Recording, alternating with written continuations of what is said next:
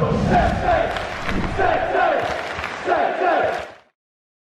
everyone, it's Jack here, TalkNorwichCity. Welcome back to another video. I hope you guys are all doing very well indeed. The final day of 2022.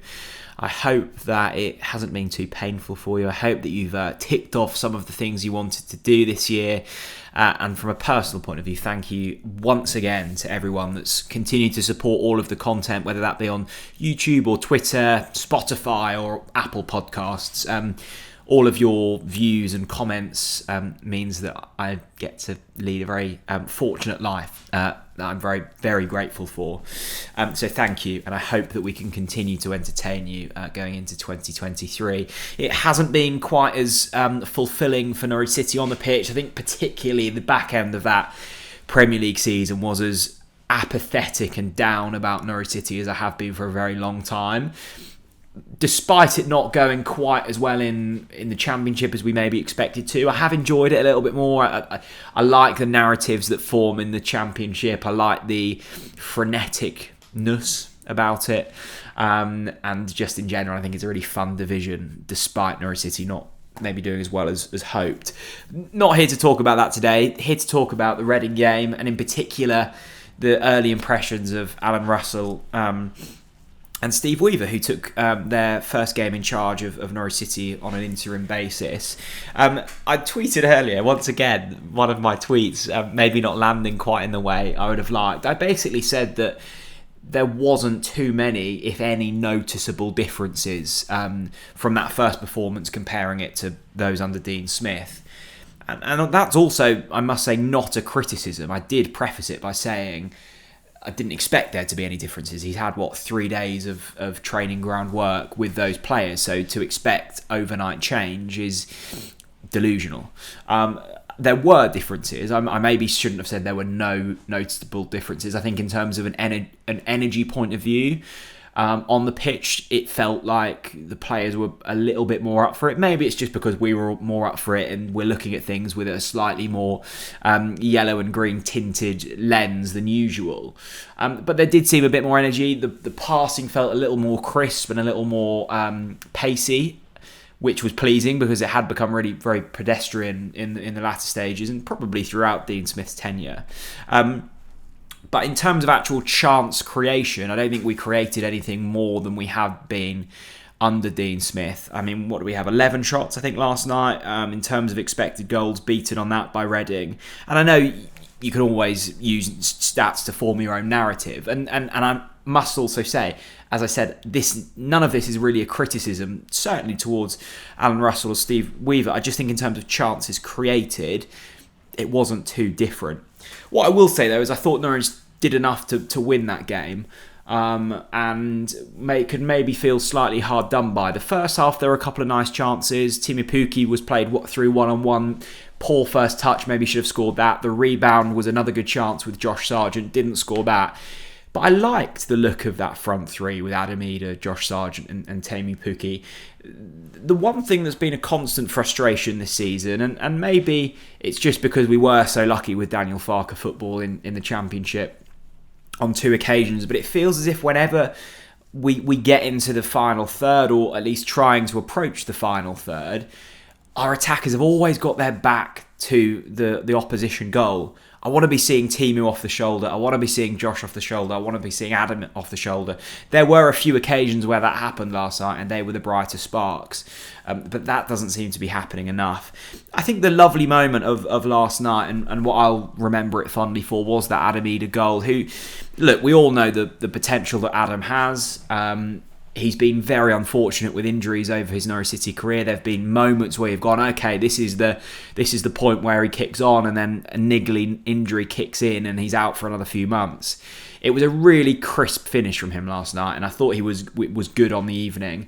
So lovely to see him get that goal. I thought the assist from Teemu Pukki was sensational, and I think once again we, just because of the levels that he's set over the past couple of seasons, we do take him for granted. I just watched Teemu, and his movement and his willingness is just so superior to so many strikers in this division. I thought Andy Carroll had a decent game for Reading last night, actually. In terms of a target man performance, I think that was one of the better performances I've seen in the Championship.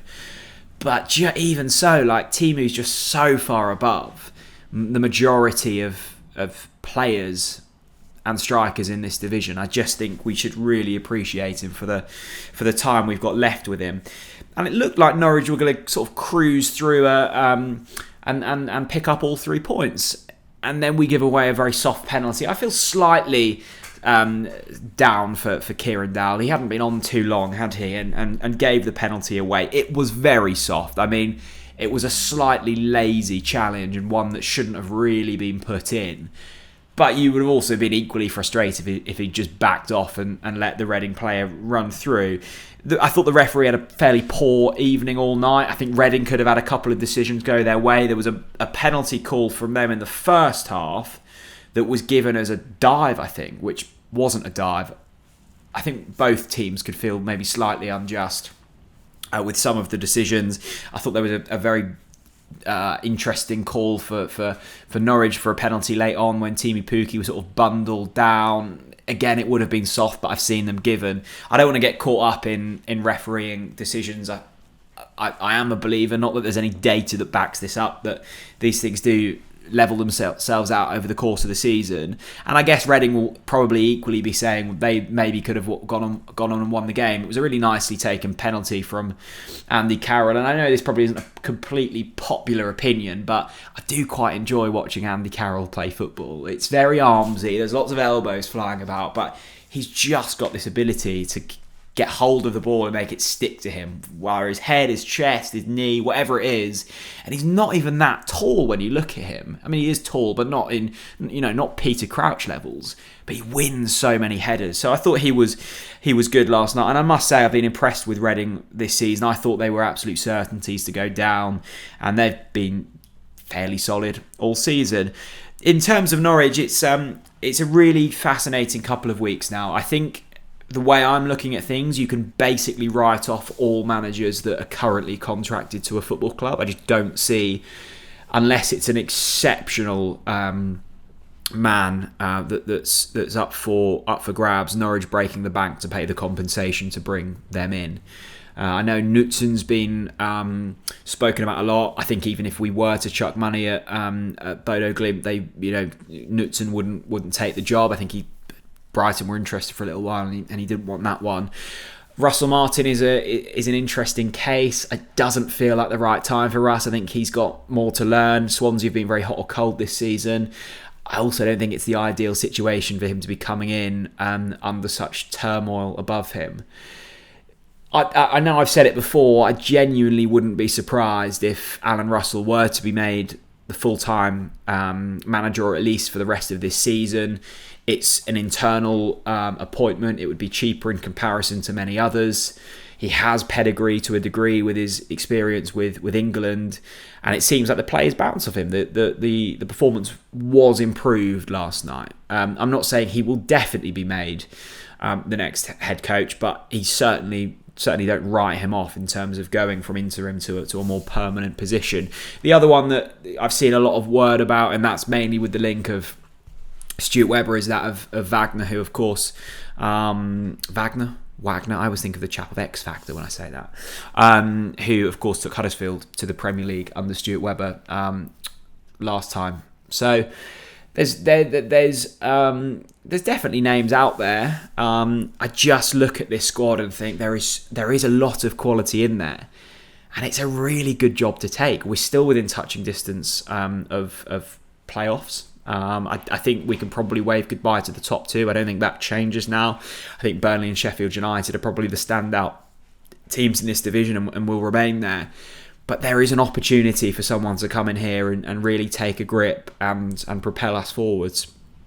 And that's exciting to a degree. It's also scary because you know that there's potential for the quality in this side to be wasted to a degree. But in general, I think it was pleasing. It was certainly pleasing to get back to Carrow Road and not be so hostile and toxic. There was a nice atmosphere in the stadium last night. I really enjoyed the introduction of the drum into the Barclay. I thought that improved things quite considerably.